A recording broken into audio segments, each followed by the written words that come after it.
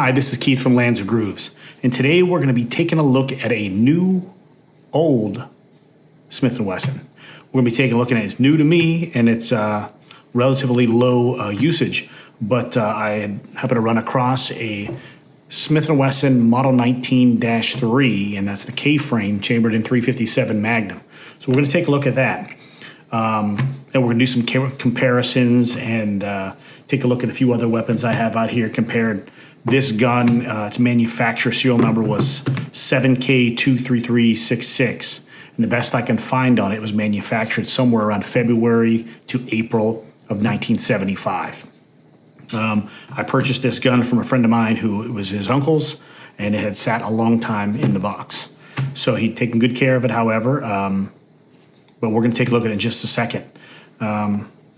These guns, what I've read on, I didn't know much about them when I purchased it. I just knew it was a nice looking weapon, and it still had bluing, which nowadays is kind of hard to come by, and it's a very pretty weapon. To touch on real quick, the K-frame, 1.05 kilogram. So basically, to restart, it's going to come in at 37.5 ounces. The Model 19-3 was the third revision of the 19, and we'll take a look at it now on the overhead. All these weapons on the table have already been cleared prior to filming. This here is in really good shape. As you can see, the wood grip. I've already taken it to the range and fired it, make sure everything was functioning. I shot 158 grain, 38 specials through it. And I shot 357 Magnum 158 grains through it. We're going to touch on a few things about this weapon. What I can say is I know they re-released the K-frame, and the grips are a little, I don't know if they want to call it up-to-date or a little more modern color, a little darker wood. I don't think they put as much gloss on it. But as you can see, this one here has a nice rear sight. There's no red ramp on the front on this one. But it is very clean and very good shape. The action is phenomenal on it. The hammer has a nice combat texture on it, very, very rough, easy to hold on to. The opening of the cylinder, very easy, very smooth. The extractor is very nice. No problems, no jamming. But yeah, it is very nice, and it is the model, of course, which has the firing pin on the hammer, which is always, I like. There is no gun lock in 1975-ish on the gun, so you don't have to worry about that if that's one of your concerns. I will say there's very little, if any, holster wear on it. And overhead camera should be able to shot down the barrel. Very clean. I'm gonna open it up, see if the light will pick it up. So yeah, so this was. I'll give you my rundown of how I felt when I shot this gun. I never really looked into a 19 because this gun, being as heavy as it is, 37.5 ounces. Nowadays, I mean, if you're going to be in that high weight class, you can get a different weapon. But I thought, well, this gun's in such good shape. I hate to see it go to someone that's going to throw it in a drawer and not take care of it. The original box is here. I don't know if that's the original box of this gun or not, but it certainly is a Smith & Wesson box.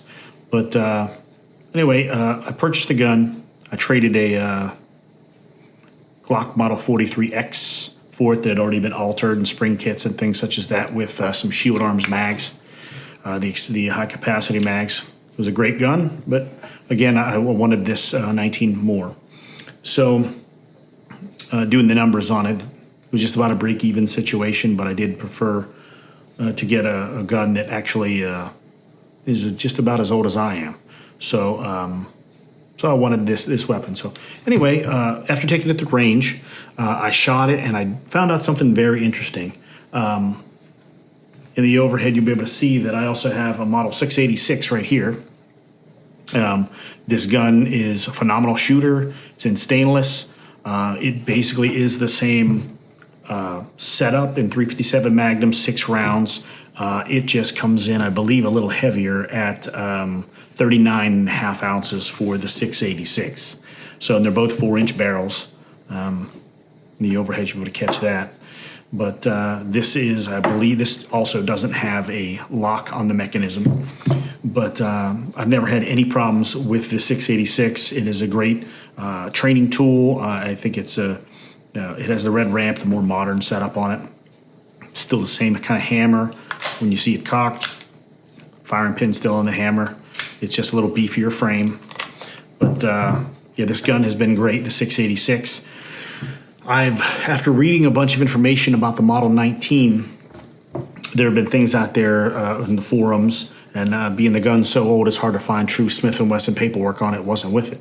So my understanding is with this gun, you really only want to shoot 158 grain, 357 Magnums or 38s through it. That they don't recommend you shoot a lot of hot ammo through it, like low grain, 125 grains, things such as this Underwood ammo.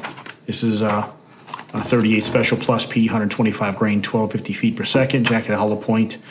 I don't know if they're talking about 38 Special as well. I wouldn't believe the SAMI pressure is as high. But anyway, we're going to stay away from that lighter ammo, so there's no problem with the problems with cracking anything. So I've been shooting standard pressure 38s through it. This stuff is 158 grain, 968 feet per second, 329 foot-pounds, and this is just Norma standard 38 Special. The other stuff I shot through it at the range was this Golden Saber 357 Magnum. Shot some of this through it. Anyway, the Model 19, the thing that amazed me about it, I want to do this video on it, this particular weapon. I was surprised that shooting it, I had really low expectations. I thought, well, it's, almost 50 years old, and it's been in a box, and I mean, how could it compete with something, some new automatic or some new, revolver, even newer like the 686. But I can say this, after you shoot this K-frame, that you will realize how accurate, whatever they did back in the day, they really put a heck of a twist on these. And my understanding is this K-frame was designed for a lightweight law enforcement purpose that can handle 357 Magnums. And there's been forums all over the place. I'm not going to get into it, whether it can handle a steady diet of 357 Magnums or not. But my understanding is that's why they developed this. So it is relatively light for a 357 Magnum. But its accuracy and the twist on the barrel is phenomenal. And like I said, shooting 38s and 357s through it, I'll be honest, I shot some 125s through it as well, just to see what happened. And I had zero problems with it. There were zero function problems, and I don't think it has enough hours on enough shots through it to even worry about it. But from now on, I'll just be shooting the 158 grain 357 mags or 38s through it. So when you look at the 686 and the Model 19, you can see from the overhead the differences between the double lug and things like that, and the red ramp, and this one's of course stainless, but a little beefier frame on this 686. So we'll move on to some other weapons that are kind of in their same category. If you should happen to run across this K-frame, I certainly wouldn't shy away from it. For the price point, if the bluing's in good shape, or even if it's a smaller barrel, I don't know if I'd go with a 6-inch, but it depends where you live at. But these K-frames are excellent value for the money.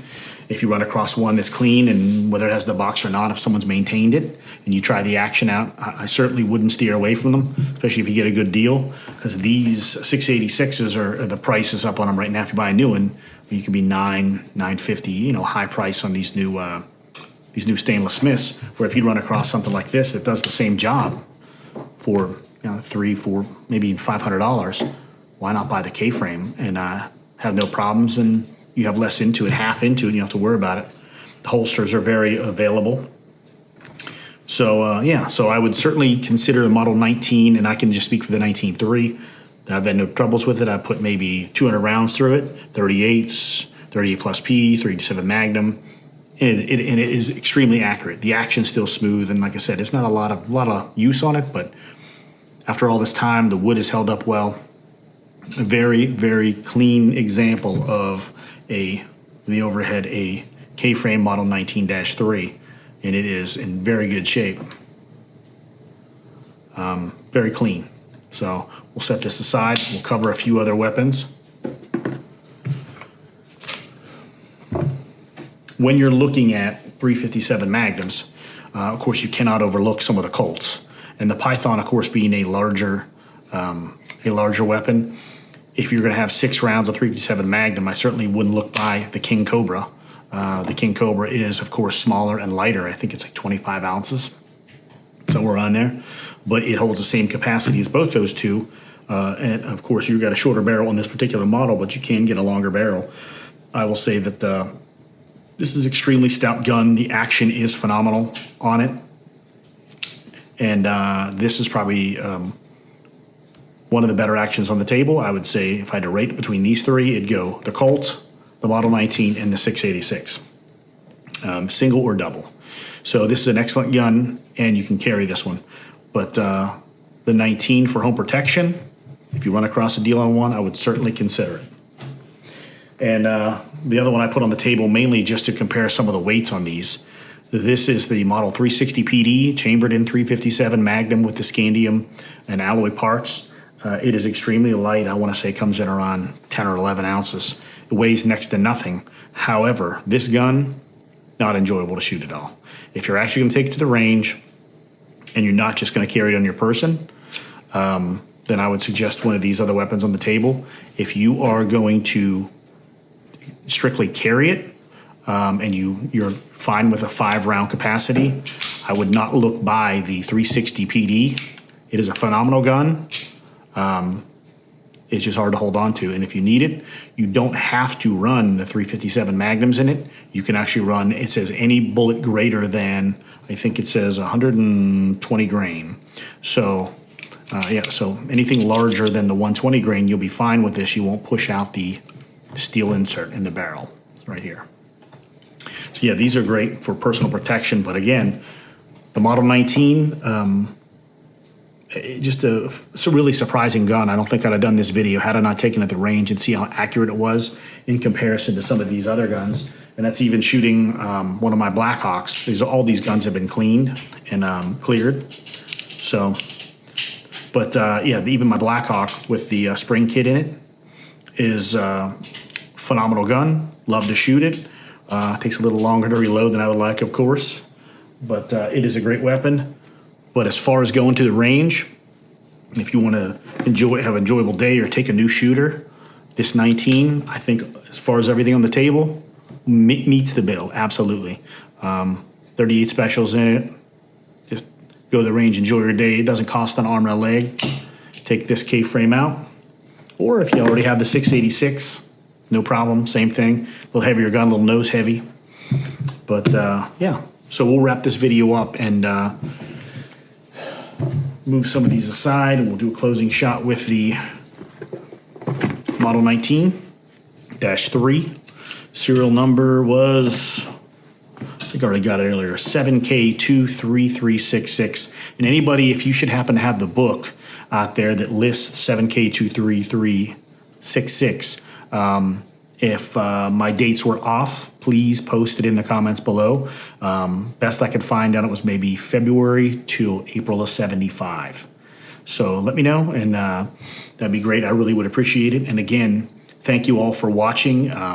We're doing the overhead camera shot without Day today, so we'll have to make do without him. However, our camera person today, Tay, she's doing a great job. So I want to thank everybody, and please ring that bell if you can and sign up for Lansing Grooves. Thank you very much. Have a good day. This is Keith.